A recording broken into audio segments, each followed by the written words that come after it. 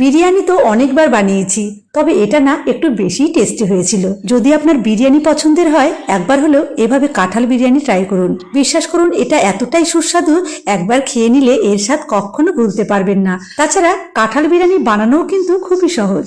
রান্না শুরু করার আগে আপনাদেরকে রিকোয়েস্ট করব, যদি আজকের রেসিপি ভালো লাগে অবশ্যই শেয়ার করে দেবেন আর লাইক করে আমাকে আরও নতুন রেসিপি তৈরি করার জন্য উৎসাহিত করবেন।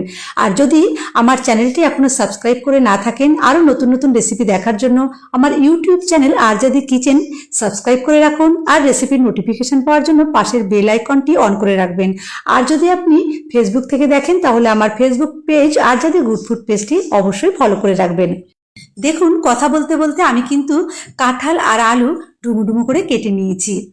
আর এদিকে একটি পাত্রে 2 কাপ বিরিয়ানির চাল মানে বাসমতি চাল বারবার জল বদলে পরিষ্কার করে ধুয়ে নিয়েছি। তারপর পরিষ্কার জলে চাল আমি কিছুক্ষণের জন্য ভিজিয়ে রেখে দিলাম।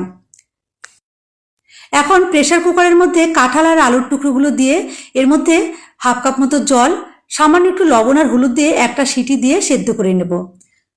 আমি কাজটা তাড়াতাড়ি করার জন্য প্রেসার কুকার ব্যবহার করলাম, তবে আপনারা নিজেদের সুবিধা মতো আলু আর কাঁঠাল সেদ্ধ করে নেবেন। এইবারে দুধের মধ্যে সামান্য একটু জাফরান বা কেশর ভিজিয়ে রেখে দিয়েছি। এখন গরম জলে দিয়ে দেবো বেশ কিছু গোটা মশলা। গোটা মশলায় রয়েছে তেজপাতা, এলাচ, লবঙ্গ, দারচিনি, একটা স্টার অ্যানিস, একটুখানি জয়িত্রী, একটা বড় এলাচ আর 10-12টা গোটা গোলমরিচ। পরিমাণ মতো লবণ, সামান্য একটু তেল আর একটু লেবুর রস দিয়ে ওর মধ্যে দিয়ে দেবো বাসমতি চাল, মানে ভিজিয়ে রাখা বাসমতি চালের জল ঝরিয়ে সম্পূর্ণ চাল এর মধ্যে দিয়ে দিলাম। মাঝারি আঁচে রান্না করে নিলাম। চাল মোটামুটি 80% সেদ্ধ হয়ে গেছে। এবারে জল ঝরিয়ে এই স্টিম রাইস আমি একটি পাত্রে ছড়িয়ে রেখে দিচ্ছি। এবারে সেদ্ধ করা আলু আর কাঁঠালের টুকরোগুলো গরম তেলে লাল লাল করে ভেজে তুলে রাখবো। আমি একটা সিটি দিয়েছিলাম, একটা সিটিতেই কিন্তু খুব ভালোভাবে সেদ্ধ হয়ে গেছে। 2বারে সবগুলো ভেজে রেডি করে নিলাম। আলু আর কাঁঠাল এরকম একটু লাল করে ভেজে নিলে দেখতেও ভালো লাগবে, আবার খেতেও খুব সুস্বাদু লাগবে। এবারে 3খানা পেঁয়াজ একদম ঝিরিঝিরি করে কেটে নিয়েছি আর পেঁয়াজের স্লাইসগুলো হাত দিয়ে ছাড়িয়ে দিলাম। কাঁঠাল ভেজে তুলে নেবার পর ওই তেলের মধ্যে পেঁয়াজও ভেজে নেব। পেঁয়াজ ভাজা হয়ে যখন রং বদলে সোনালি রং ধরবে, ঠিক তখনই পেঁয়াজ তুলে নিতে হবে। এখান থেকে আমি অর্ধেক ভাজা পেঁয়াজ তুলে রাখছি, মানে এখানে আমি 3খানা পেঁয়াজ ভেজেছিলাম, অর্ধেকটা ভাজা পেঁয়াজ তুলে নিলাম আর অর্ধেক ভাজা পেঁয়াজ কড়াইয়ের মধ্যে রেখে দিলাম। বাকি রান্নাটা এই পেঁয়াজের মধ্যেই হয়ে যাবে। এই ভাজা পেঁয়াজের মধ্যে এবারে দিয়ে দেবো 1/2 চামচ ধনে গুঁড়ো, 1/2 চামচ জিরে গুঁড়ো, 1 চামচ বিরিয়ানি মশলা, 1 চামচ গরম মশলা আর 1 চামচ দিয়েছি লাল লঙ্কার গুঁড়ো।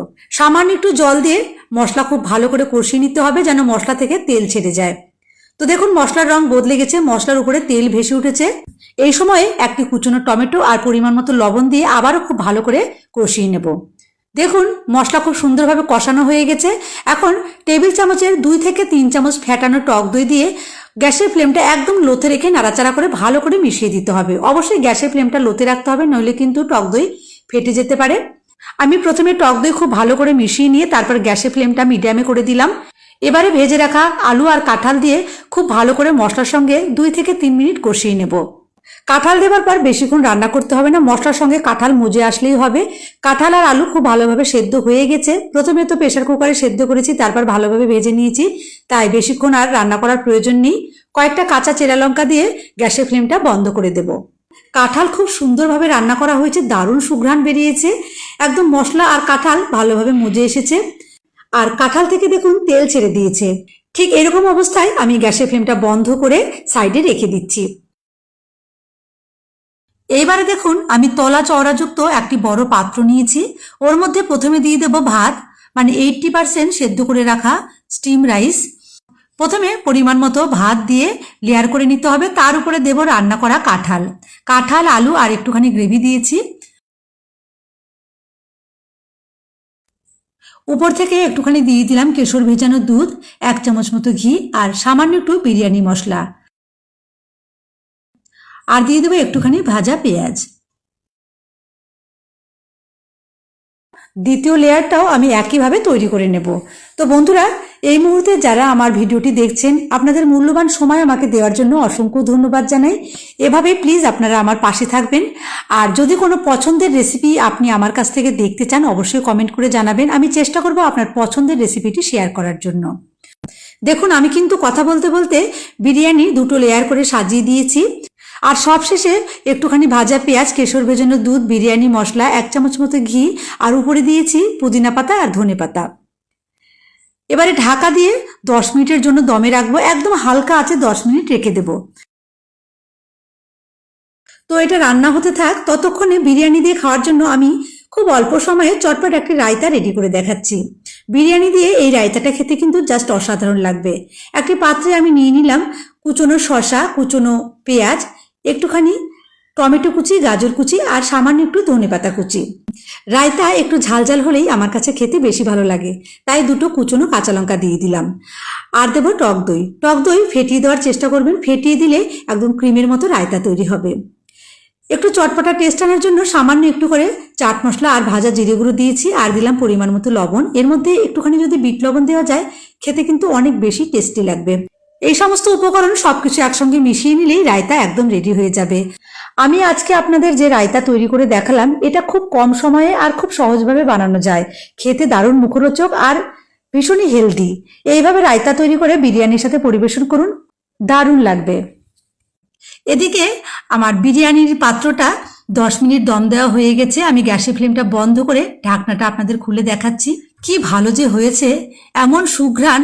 ঢাকনাটা খোলার সঙ্গে সঙ্গে যেন ঘর ভরে গেল বিরিয়ানির সুঘ্রাণে। দেখুন, একদম ঝরঝরে বিরিয়ানি তৈরি হয়েছে, একটার সাথে একটা দানাও লাগেনি। আমি কিন্তু এর মধ্যে মিঠা, আতর, কেওড়ার জল কিছুই দেইনি। আপনারা চাইলে যখন বিরিয়ানি দমে বসাবেন, যদি এগুলোর গন্ধ আপনাদের পছন্দ হয়, তাহলে সেই সময় দিয়ে নেবেন।